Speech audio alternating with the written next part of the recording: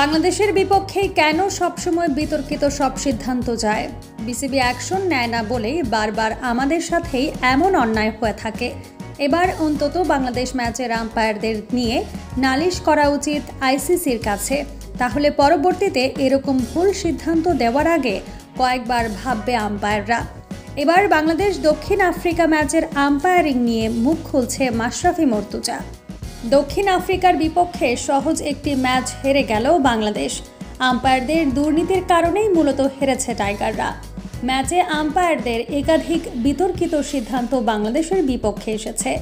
বাজে দুইটা আউটের সাথে লেগ বাই থেকে 4টি রান পায়নি বাংলাদেশ। এছাড়া পুরো ম্যাচে অন্তত 3টি ওয়াইড চাইলেই দিতে পারত আম্পায়াররা। এরকম কঠিন পিচে এই রানগুলো ছিল অত্যন্ত গুরুত্বপূর্ণ। তাই তো আম্পায়ারদের দুর্নীতি নিয়ে এবার মুখ খুলেছে মাশরাফি। তিনি বলেন, বিশ্বকাপে সবসময় আমাদের সাথে অবিচার করা হয়। আম্পায়াররা সবসময় বিতর্কিত সিদ্ধান্ত দেয়। বাংলাদেশের বিপক্ষে কেন সবসময় বিতর্কিত সিদ্ধান্তগুলো আসে? এরকম ভুল সিদ্ধান্তের কারণে বিশ্বকাপ থেকে এর আগেও আমরা বাদ পড়েছি। এবারও একই ঘটনা ঘটল।